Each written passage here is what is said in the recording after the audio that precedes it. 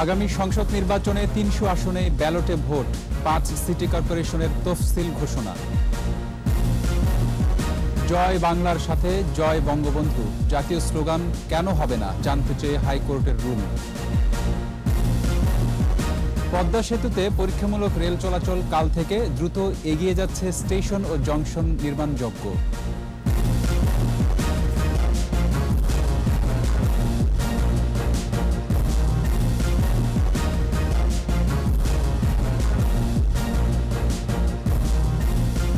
শুনছিলেন first security ইসলামী bank limited সংবাদ শিরোনাম। আমন্ত্রণ দুপুর ২টার ২১-এর সংবাদে, সাথে আছি রক্তিম ত্রিপুরা।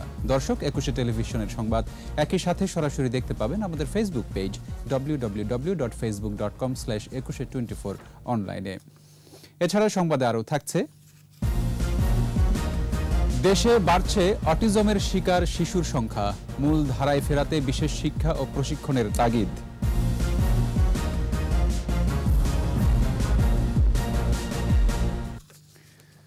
আগামী জাতীয় সংসদ নির্বাচনে ৩০০ আসনেই ভোট হবে ব্যালটে। দুপুরে রাজধানীর আগারগাঁওয়ে নির্বাচন কমিশন ভবনে বৈঠক শেষে এ তথ্য জানান ইসি সচিব জাহাঙ্গীর আলম। এর আগে গত মাসে প্রধান নির্বাচন কমিশনার আগামী সংসদ নির্বাচনে ৫০ থেকে ৮০টি আসনে ইভিএমে নির্বাচন করার সম্ভাবনার কথা জানালেও বিষয়টি নিয়ে এবার কমিশন অবস্থান পরিষ্কার করল। এ সময় ইসি সচিব আরও জানান, আগামী ২৫ মে গাজীপুর সিটি, ১২ জুন খুলনা ও বরিশাল এবং ২১ জুন রাজশাহী ও সিলেট সিটি নির্বাচন হবে।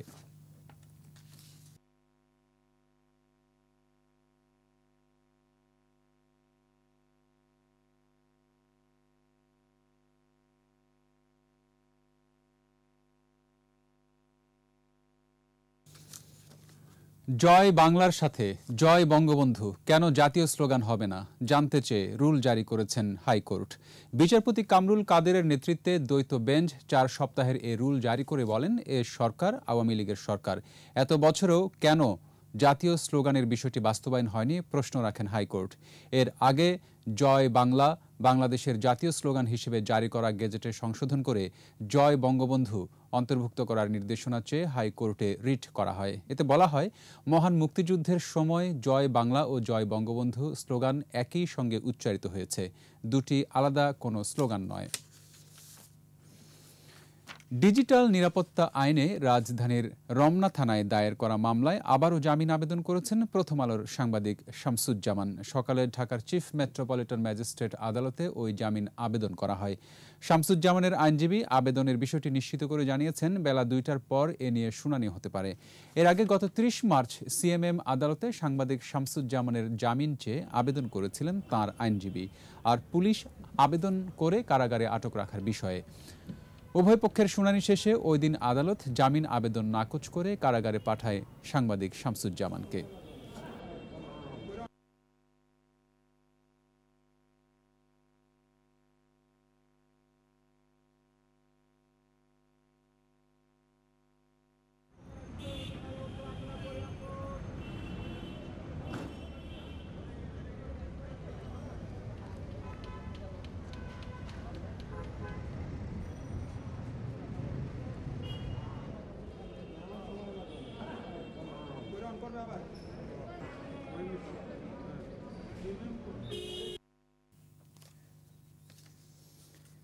এবার দক্ষিণ পশ্চিমাঞ্চলের মানুষের আরেকটি স্বপ্ন পূরণ হতে চলেছে।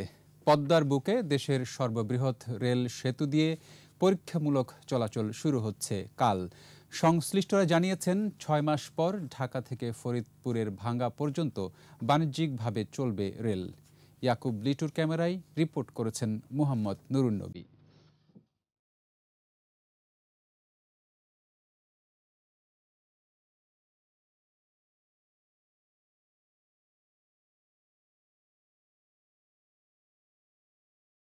ঢাকা থেকে মাওয়া, মাওয়া থেকে ভাঙ্গা এবং ভাঙ্গা থেকে যশোর, এই ৩ অংশে বিভক্ত পদ্মা রেল সংযোগ প্রকল্প। এর মধ্যে মাওয়া ভাঙ্গা ৪২ কিলোমিটার অগ্রাধিকার অংশ। পদ্মা সেতুর সড়ক অংশ চালুর পর অনেকটা বিলম্বে মূল সেতুতে শুরু হয় রেল লাইন বসানো। মূল সেতুতে রয়েছে ১০,৭৯০টি স্লিপার। লাইনের সম্প্রসারণে ভারসাম্য ঠিক রাখতে এবং সেতু দিয়ে দ্রুতগতি রেল চলাচলে ৮টি ইস্পাতের মুভমেন্ট জয়েন্ট বসানো হয়েছে। ব্রিজ মুভমেন্ট করবে ঠিকই, কিন্তু আমার রেল লাইন সে সেফ থাকবে, তার গেজ সব ঠিক রেখে গাড়ি চলাচলের সার্বক্ষণিক উপযোগিতা থাকবে। 800 করে আমাদের এক্সপানশন গ্যাপ রাখা হয়েছে, যাতে কোনো ঝড় তুফান বা বাহ্যিক কোনো লোডের কারণে এটা যাতে এই যে মুভমেন্ট করবে, এক্সপান্ড হবে বা কম্প্যাকশন হবে, এটার জন্য যাতে কোনোই না। এবং হাই স্পিড ট্রেন আপনি যখনই করতে যাবেন তখন আসলে পাথর থেকে বেরিয়ে আসতে হবে, কারণ আপনি পাথরযুক্ত যখন রেল লাইন করবেন সেক্ষেত্রে গতিটা অত লেভেলে আনা যায় না। ব্যারাসলেস ট্রাকসলা আমরা করছি, এটার আসলে মেইন উদ্দেশ্য ছিল যে আমরা মেনটেন্যান্স কস্টটা কমিয়ে আনবো। ভায়াডাক্ট সহ মূল সেতুর 6.15 কিলোমিটার পথ পাথরবিহীন, বাদ বাকি অন্যান্য অংশে ভাঙা পর্যন্ত পাথর সহই বসেছে লাইন, তবে ব্যবহার করা হয়েছে বিশেষ ধরনের পাথর। রেল ক্রসিংয়ের স্বার্থে এখানে 200, 250, 300 স্পিডও যাতে আমরা দিলে পরে এটা কোনো সমস্যা না হয়। এখানে 13.5 কিলোমিটার, আবার ঢাকা সেকশন আছে 16.5 কিলোমিটার। এটা টোটালটার মধ্যে আমাদের গার্ড রেলও আছে। কখনো যদি ডিরেল হয় যাতে এই গার্ড রেল ওটাকে ট্রেনটাকে ধরে রাখতে পারে। মাওয়া ভাঙ্গা অংশে 32টি রেল কালভার্ট, 37টি আন্ডারপাস, 13টি রেল সেতু তৈরি হয়েছে। দ্রুততম সময়ে কাজ শেষ করা হলেও নির্মাণের সব পর্যায়ে বজায় রাখা হয়েছে বিশ্বমান, কোথাও কোনো আপোষ করা হয়নি। ট্রেন চালিয়ে দেখব যে আমাদের প্রাথমিক যে কাজটা সেটা ঠিক আছে কিনা, পরবর্তী পর্যায়ে আরও ফাইনাল কাজ করার জন্য অনেক আছে, পর্যায়ে আছে। রেলপথের একটা বড় সীমাবদ্ধতা যেটা ছিল যে দক্ষিণবঙ্গে কোনো রেলপথ আমরা নেওয়া হয়নি। বড় কার্গো, বড় বগি নেওয়া যায় না। তো এই জিনিসগুলোকে আমরা মোটা দাগে ওভারকাম করতে পেরেছি, ফলে এখন দক্ষিণবঙ্গে ব্রডগেজ রেল লাইন যাচ্ছে। এরই মধ্যে মাওয়া, জাজিরা ও শিবচর স্টেশনের অবকাঠামো প্রস্তুত, এগিয়ে চলছে ভাঙ্গা জংশনের নির্মাণযজ্ঞ। পদ্মার এপার ওপার যুক্ত করা আসা যাওয়া নিয়ে প্রকল্প পদ্মা সেতু 1 বছর আগে সড়কপথের স্বাদ দিয়েছিল দেশের মানুষকে। তার 1 বছর পরে আবার রেল লাইন বসে গেল এই সেতুতে।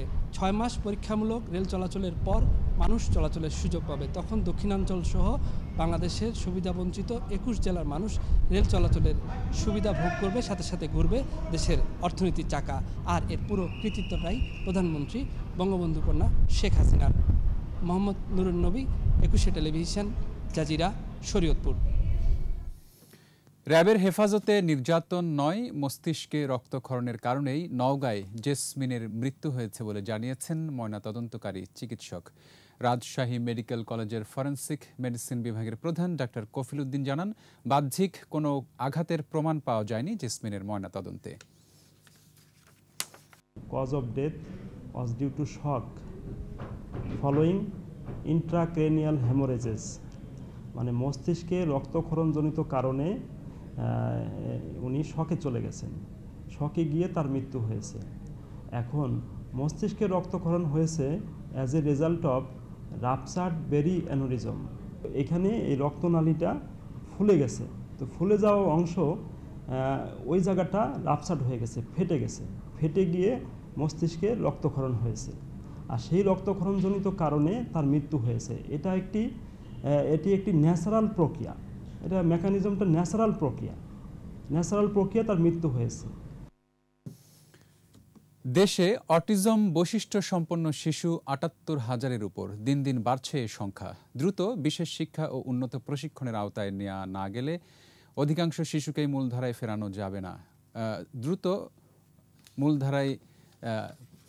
শিক্ষা ও উন্নত প্রশিক্ষণের আওতায় নেওয়া গেলে অধিকাংশ শিশুকেই মূলধারায় ফেরানো যায় বলছেন বিশেষজ্ঞরা। তবে প্রান্তিক পর্যায়ে সরকারি বেসরকারি উদ্যোগে সেবা বাড়ানো না গেলে অটিজম মোকাবেলা দুরূহ হয়ে পড়ার আশঙ্কা তাদের। শিউলি শবনমের প্রতিবেদন।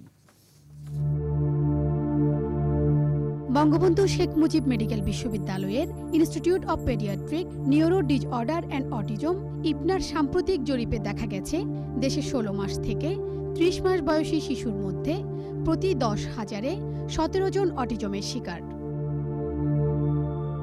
2013 সালে শুরু হওয়া সমাজসেবা অধিদপ্তরের প্রতিবন্ধী শনাক্তকরণ জরিপ বলছে, গত 10 বছরে অটিজম বৈশিষ্ট্য সম্পন্ন শিশু মোট 78,216 জন।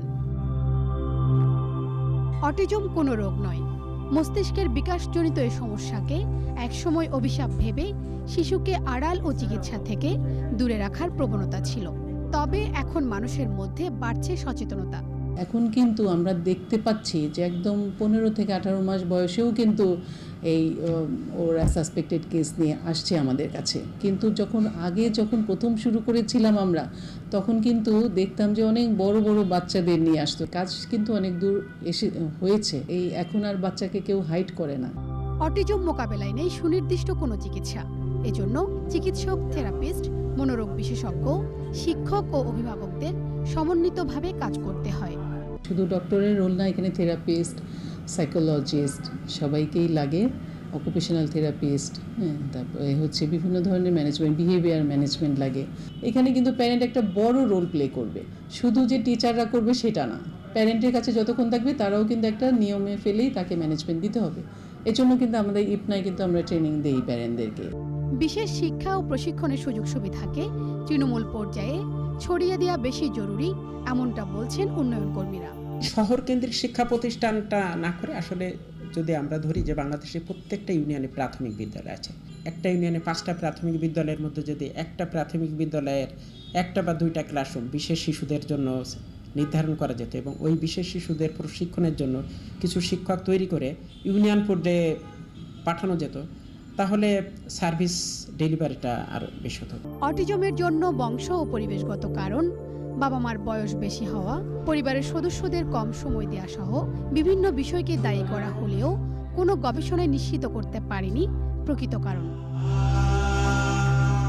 শিউলি শবনম, 21 টেলিভিশন, ঢাকা। নিচ্ছি সংবাদ বিরতি। যখন ফিরছি তখন অন্যান্য খবরের সঙ্গে আরও থাকছে। পতিত জমিতে তেল জাতীয় শস্য চাষের উদ্যোগ, চট্টগ্রামে 2500 হেক্টর সরিষা সূর্যমুখীর আবাদ। আমন্ত্রণ আবারও দুপুর 2:21 সংবাদে। অনাবাদি জমিতে তেল জাতীয় উদ্ভিদের উৎপাদন বাড়ানোর উদ্যোগ নিয়েছে কৃষি সম্প্রসারণ বিভাগ। এর অংশ হিসাবে চট্টগ্রামে এবার 2342 হেক্টর জমিতে আবাদ করা হয়েছে সরিষা ও সূর্যমুখী ফুলের। চট্টগ্রাম থেকে হাসান ফেরদৌসের রিপোর্ট, জানাচ্ছেন মাসুমা লিসা। অনাবাদি পড়ে থাকা জেলার বিভিন্ন অঞ্চলে চলতি মৌসুমে সরিষার চাষ হয়েছে 2342 হেক্টর জমিতে। সূর্যমুখী ফুলের চাষাবাদ করা হয়েছে 110 হেক্টর জমিতে। এর মধ্যে রয়েছে জেলার হাটহাজারী, রাউজান, মিরসরাই, সীতাকুণ্ড, সাতকানিয়া উপজেলা। আবহাওয়া অনুকূলে থাকায় এবার উৎপাদন ভালো হয়েছে বলে জানান কৃষকরা। গত বছরও লাভবান হয়েছি ইনশাল্লাহ। এই বছরও এই জমিগুলো থাকতো খালি, কিন্তু আমি এবার এই আমন ধান কাটার পর সবগুলোতে সরিষা করে দিয়েছি। সূর্যমুখী থেকে আমরা একটা তেল, যে সূর্যমুখী সানফ্লাওয়ার অয়েল যেটা হয়, সেটার জন্য আমি বিশেষ করে এই জিনিসটা করার চেষ্টা করেছি। এর আগে কিন্তু সূর্যমুখী বাগান আমি এখানে আর দেখি নাই। এটা হওয়ার পর থেকে এখানে আমরা প্রতিদিন আসি, আমাদের স্টুডেন্টদের প্যারেন্টস যারা আসে ওরাও আসেন। লাভবান হওয়ায় কৃষকরা সরিষা ও সূর্যমুখী ফুলের উৎপাদনের দিকে ঝুঁকছে বলে জানান কৃষি কর্মকর্তারা। তবে এজন্য আরও গণসচেতনতা বৃদ্ধির পাশাপাশি উৎপাদিত পণ্যের বাজারজাত করতে সহায়তা বাড়ানো প্রয়োজন বলে মনে করেন কৃষি কর্মকর্তারা। 22-17 এবং রকেট জাতের সরিষা আছে। আমরা বিভিন্ন সরিষা কৃষক পর্যবেক্ষণ করতেছে। গতবারও চাষ করেছিল, গতবার তার চাষকে লাভবান হয়েছে, এবারে তারা প্রায় 30 গুণ সরিষা বাড়িয়েছে। 20 লক্ষ মেট্রিক টন তেল আমদানি করতে হয়। ইম্পোর্টটা কমাতে হবে, আমাদের এক্সপোর্ট বাড়াতে হবে। সেই কারণে সরিষার আবাদ বাড়ানোর জন্য আমরা উদ্যোগ নিয়েছি। মাঠ পর্যায়ে কৃষকদের উদ্বুদ্ধকরণের মাধ্যমে চলতি মৌসুমে চট্টগ্রামে প্রায় 2800 টন সরিষা জাতীয় ফসলের উৎপাদন হবে বলে আশা করছেন জেলা কৃষি কর্মকর্তারা। উপজেলা পরিষদের ফান্ডের আর্থিক সহায়তায় এবং আমাদের উদ্বুদ্ধকরণের মাধ্যমে আমরা ডিএ লোকজন যারা কৃষি সম্প্রদায় কর্মকর্তা বিন্দু আছে, উদ্বুদ্ধকরণের মাধ্যমে প্রায় আমাদের 3 গুণ বেশি উৎপাদন এলাকা বৃদ্ধি পেয়েছে, 342 হেক্টর। সরকারি সহায়তা বাড়ানো গেলে চট্টগ্রাম অঞ্চলে তেল জাতীয় শস্যের আরও উৎপাদন বাড়ানো সম্ভব হবে বলে আশা সংশ্লিষ্টদের। Masuma Lisa, 21 television. ভরাট আর দূষণে অস্তিত্ব হারাচ্ছে ব্রাহ্মণবাড়িয়া শহরের অধিকাংশ পুকুর। বিপর্যয়ের মুখে পড়ছে জীববৈচিত্র্য ও পরিবেশ। পুকুরগুলো ব্যবহার উপযোগী করতে পৌরসভাকে নির্দেশ দিয়েছে জেলা প্রশাসন। ব্রাহ্মণবাড়িয়া প্রতিনিধির রিপোর্ট, জানাচ্ছেন শতরূপা দত্ত। ব্রাহ্মণবাড়িয়া পৌর এলাকায় একসময় 300-র বেশি পুকুর ছিল। নিষেধাজ্ঞা অমান্য করে এরই মধ্যে ভরাট করে ফেলা হয়েছে প্রায় 50টি। নির্মিত হচ্ছে মার্কেটসহ বহুতল ভবন। বর্জ্য ফেলে চলছে পুকুর ভরাট, বিষাক্ত হচ্ছে পরিবেশ, ছড়াচ্ছে রোগব্যাধি। স্থানীয়রা বলছেন পানির উৎস কমতে থাকায় অগ্নি দুর্ঘটনায় ক্ষয়ক্ষতির ঝুঁকি বাড়ছে। ওই দিক দিয়ে আসলো পুষ্করি, এই দিক দিয়ে আসলো পুষ্করি, এই দিক আসলো ওই দিক দিয়ে আসলো, সব মাঝে ভরে লেগেছে। এই পুকুরটা আসলে আগে অনেক পরিষ্কার ছিল, অনেক সুন্দর ছিল, আমরা গোসল করতাম। তো এখন পুকুরটার অবস্থা খুবই খারাপ। পুকুর পরিষ্কারের কাজ করছে, আমরা আশা করব এই ধারা অব্যাহত থাকবে এবং এই পুকুরগুলো যেন জনস্বার্থে ব্যবহার হয়। ভরাট হয়ে যাওয়া জলাধার উদ্ধারে কাজ করছে পৌরসভা। আমরা এলাকাবাসী খুবই আনন্দিত এই পুকুরটা উদ্ধার হওয়ার জন্য। আরো যে পুকুরগুলো আছে ওই পুকুরগুলো উদ্ধার করা হোক। সরকারের প্রতি আমাদের অনুরোধ থাকবে যাতে স্থায়ীভাবে পুকুরটা থাকে, যাতে বাচ্চা কাচ্চার জন্য, মানুষের জন্য, আমাদের জন্য, জনগণের জন্য বিরাট উপকারী জিনিস। কিছু অব্যবস্থাপনার কারণে পুকুরটা একবার নোংরা হয়ে গেছে। বর্তমান যে উদ্যোগটা নেওয়া হয়েছে আমরা এটাকে সাধুবাদ জানাই। ভরাটকারীদের বিরুদ্ধে আইনি ব্যবস্থা নেওয়ার কথা জানিয়েছে পরিবেশ অধিদপ্তর। ব্যক্তি মালিকানাধীনই হোক আর সরকারি পৌরসভা মালিকানাধীনই হোক, সবগুলো পুকুর আমরা পরিষ্কার পরিচ্ছন্নতার আওতায় নিয়ে আসবো। এক্ষেত্রে আমাদের অবস্থান 0% টলারেন্স। আমরা সকল ভরাটকারীদের বিরুদ্ধে আমরা ব্যবস্থা নিচ্ছি, আমরা জরিমানা করছি। পুকুর পরিষ্কারে অভিযান চলছে জানিয়ে জলাধার ভরাটকারীদের কোনো ছাড় দেওয়া হবে না বলছে জেলা প্রশাসন। পৌরসভার যে পুকুরগুলি সেইগুলি আমরা তালিকা করেছি এবং ইতোমধ্যে পৌরসভা এবং আমাদের সদর উপজেলা প্রশাসন কাজ শুরু করেছে এই পুকুরগুলি পরিষ্কার করার জন্য এবং এইগুলি আগের রূপে আনার জন্য। ভরাট রোধের পাশাপাশি উদ্ধার করা পুকুরগুলো সংরক্ষণেও উদ্যোগ নেওয়া হবে, এই প্রত্যাশা শহরবাসীর। শতরূপা দত্ত, 21 টেলিভিশন। এরই সাথে শেষ করছি দুপুর 2টার 21 সংবাদ। যাবার আগে ফার্স্ট সিকিউরিটি ইসলামী ব্যাংক লিমিটেড সংবাদ শিরোনামগুলো আরও একবার। আগামী সংসদ নির্বাচনে 300 আসনেই ব্যালটে ভোট, 5 সিটি নির্বাচনের 5 সিটি কর্পোরেশনের তফসিল ঘোষণা। জয় বাংলার সাথে জয় বঙ্গবন্ধু জাতীয় স্লোগান কেন হবে না, জানতে চেয়ে হাইকোর্টের রুল। পদ্মা সেতুতে পরীক্ষামূলক রেল চলাচল কাল থেকে দ্রুত এগিয়ে যাচ্ছে স্টেশন ও জংশন নির্মাণযজ্ঞ।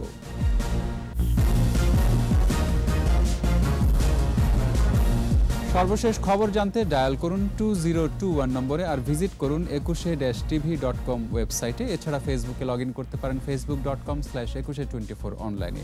এতক্ষণ সাথে থাকার জন্য ধন্যবাদ। বেলা 3:30টায় 21 দেশের সংবাদ দেখার আমন্ত্রণ রইল। স্বাস্থ্যবিধি মেনে চলুন, সুস্থ থাকুন।